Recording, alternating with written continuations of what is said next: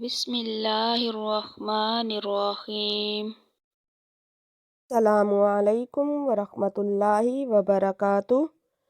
آج میں آپ کو سنت مؤکدہ نماز پڑھنے کا صحیح طریقہ بتاؤں گی، کیونکہ بہت سارے لوگ سنت مؤکدہ کو ٹھیک طریقے سے ادا نہیں کرتے، اور بعض لوگ اتنی بڑی غلطیاں کرتے ہیں کہ ان کی نماز ہی نہیں ہوتی، لیکن اس بات کا پتہ انہیں نہیں ہوتا۔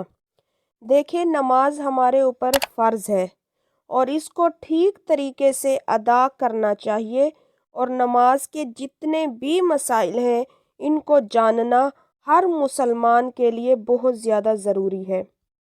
میرے اسی چینل پر نماز کے تمام مسائل کی ویڈیوز موجود ہیں، آپ دیکھ لیں اور ان کو سمجھ لیں۔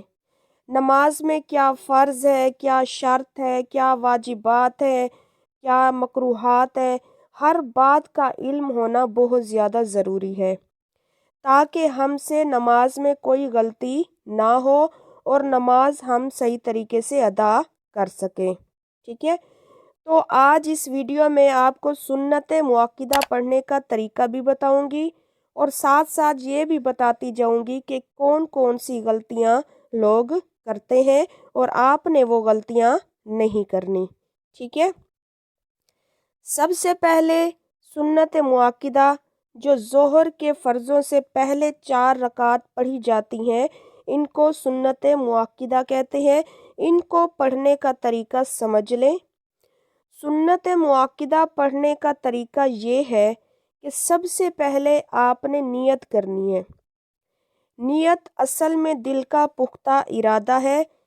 ٹھیک ہے، ظہر کی نماز کی 4 رکعت سنت مؤکدہ ادا کر رہی ہوں یا کر رہا ہوں واسطے اللہ کے، منہ میرا قبلہ کی طرف، یہ آپ نے نیت کرنی ہے۔ اس کے بعد آپ نے تکبیر تحریمہ یعنی اللہ اکبر کہہ کر ہاتھ باندھ لینے ہیں، اور ہاتھ باندھ کرنے کے بعد آپ نے نماز شروع کرنی ہے۔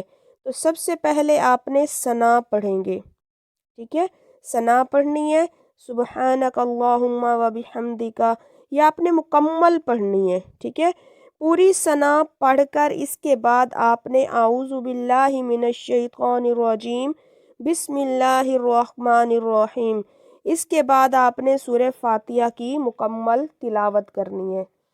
سورہ فاتحہ مکمل پڑھنے کے بعد اس کے ساتھ آپ نے کوئی سورت پڑھنی ہے۔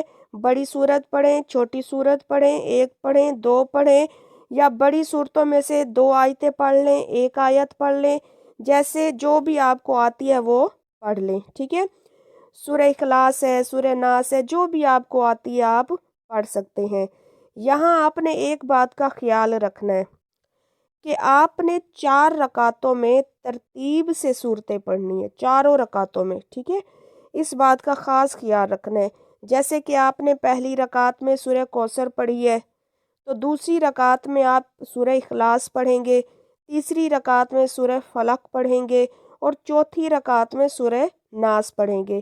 اس طرح ترتیب کا آپ نے خیال رکھنا ہے۔ یہ نہیں کرنا کہ آپ نے سورہ ناس پہلے پڑھ لی اور سورہ اخلاص جو ہے وہ بعد میں پڑھ لی، یا سورہ فلق بعد میں پڑھ لی، ایسا نہیں کرنا۔ آپ نے ترتیب رکھنی ہے، چاروں رکعتوں میں آپ نے سورتوں کی ترتیب رکھنی ہے، آگے پیچھے نہیں کرنی۔ ٹھیک ہے، سورت پڑھنے کے بعد آپ نے رکوع کرنا ہے، اور رکوع کی تسبیح آپ نے پڑھنی ہے سبحان ربی العظیم، 3 بار پڑھیں، 5 بار پڑھیں، یا 7 بار پڑھیں۔ ٹھیک ہے، جتنا آپ کا دل چاہتا ہے اتنی بار آپ پڑھ سکتے ہیں۔ پھر رکوع سے آپ نے بالکل سیدھا کھڑے ہو جانا ہے اطمینان کے ساتھ۔ پھر آپ نے اس کے بعد 2 سجدے کرنے ہیں، سجدے کی تسبیحات پڑھیں گے، سبحان ربی العظیم 3 بار پڑھیں گے، 5 بار پڑھیں گے، یا پھر 7 بار پڑھیں گے، یعنی جتنی بار آپ کا پڑھنے کا دل کرے آپ پڑھ سکتے ہیں۔ ٹھیک ہے، اس کے بعد یہ آپ کی پہلی رکعت مکمل ہو گئی۔ اب دوسری رکعت کے لیے کھڑے ہو جائیں گے۔ دوسری رکعت میں ہم بسم اللہ الرحمن الرحیم سے شروع کریں گے، ثنا بھی نہیں پڑھیں گے اور اعوذ باللہ بھی نہیں پڑھیں گے، بس बिस्मिल्लाहिर्रहमानिर्रहीम पढ़ने के बाद हम सूरह फातिहा पढ़ेंगे। सूरह फातिहा पढ़ने के बाद इसके साथ हम एक सूरत मिलाएंगे, फिर रकू करेंगे, फिर दोनों सजदे करेंगे। अब इसके बाद हम कायदा उला बैठेंगे। 2 रकातों के बाद कायदा उला बैठेंगे यानी अत्तहियात बैठेंगे। इसमें तशहुद पढ़ने के बाद दरूद पाक नहीं पढ़ेंगे, यानी अत्तहियात पढ़ने के बाद हम इसमें दरूद पाक नहीं पढ़ेंगे। जैसे ही तशहुद पढ़ लेंगे फ़ौरन हम तीसरी रकात के लिए खड़े हो जाएंगे। ठीक है। यहाँ अब जो गलती की जाती है वो ये है, अगर आपने तशहुद के बाद दरूद पाक पढ़ना शुरू कर दिया, जबकि आपने तो तीसरी रकात के लिए खड़ा होना था तशहुद पढ़ने के फ़ौरन बाद, लेकिन आपने क्या किया, दरूद पाक गलती से पढ़ना शुरू कर दिया। अब थोड़ा सा भी आपने दरूद पाक पढ़ा है और तीसरी रकात में खड़े होने में देर हो गई है, तो अब तीसरी रकात के लिए हमने फ़ौरन खड़ा होना था, और खड़ा होना ये वाजिब है, और वाजिब में ताख़ीर हो जाए, देर हो जाए तो सजदा साहब लाजिम आ जाता है। सजदा साफ किस तरह करते हैं, वीडियो ये भी मेरे चैनल पर मौजूद है, वो आप तरीका देख लें। इस बात का ख्याल रखना है कि तशहुद पढ़कर फ़ौरन तीसरी रकात के लिए खड़े हो जाना है। ठीक है। तीसरी रकात में खड़े होने के बाद आपने सना नहीं पढ़नी। तीसरी रकात में आपने सना नहीं पढ़नी, सूरह फातिहा से ही शुरू करेंगे।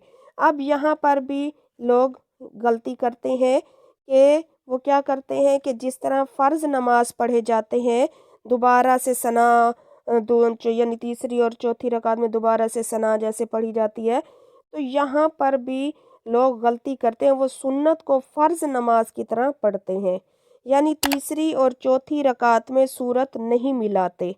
ऐसा नहीं करना, ये हुक्म सिर्फ़ फ़र्ज़ नमाज में है। पहली और दूसरी रकात में सूरत मिलाएंगे यानी किरात करेंगे, और आखिरी जो 2 रकातें हैं तीसरी और चौथी, इसमें सूरह फातिहा के बाद कोई सूरत नहीं मिलाएंगे, कोई किरात नहीं करेंगे, सिर्फ सूरह फातिहा पढ़ने के बाद हम रकू में चले जाएंगे।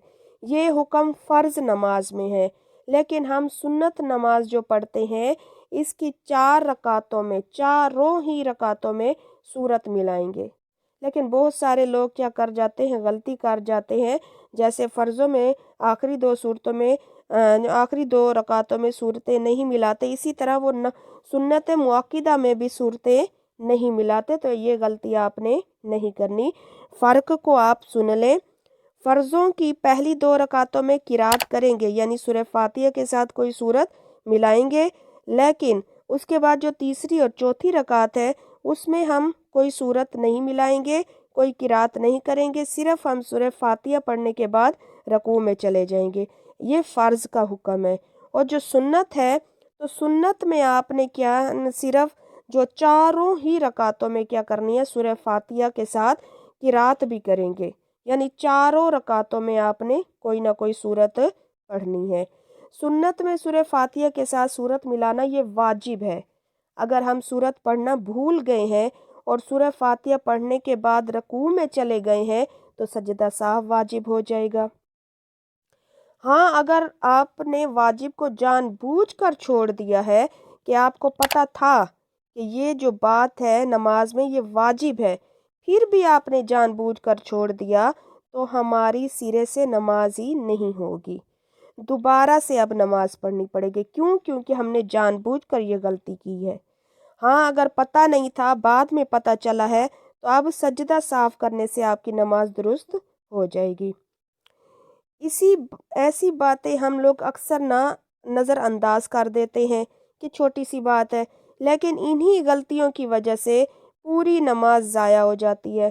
तो कोशिश करें कि नमाज के जितने भी मसाइल हैं, वाजिबात, सुन्नत, शराइत, जितने भी हैं, इन सब को समझें ताकि आपकी नमाज में गलतियां ना हो और हमारी नमाज कामिल हो, अच्छी हो और कबूलियत के दर्जे को पहुंच जाए।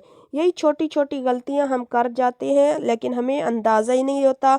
पता ही नहीं चलता कि हमारी नमाज ही नहीं हो रही या हम लोग जानबूझकर उसको नज़रअंदाज कर देते हैं। तो मैं आपको बता चुकी हूँ, अगर गलती से आपने नमाज में कोई गलती कर दी है तो सजदा साफ हो वाजिब हो जाएगा, लेकिन अगर जानते हुए भी आपने वो गलती की है तो फिर सजदा साफ काफ़ी नहीं होगा, आपको दोबारा से नए तरीके से नमाज पढ़नी पड़ेगी।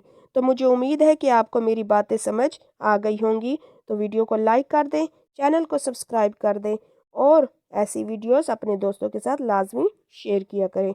जज़ाकिल्लाह।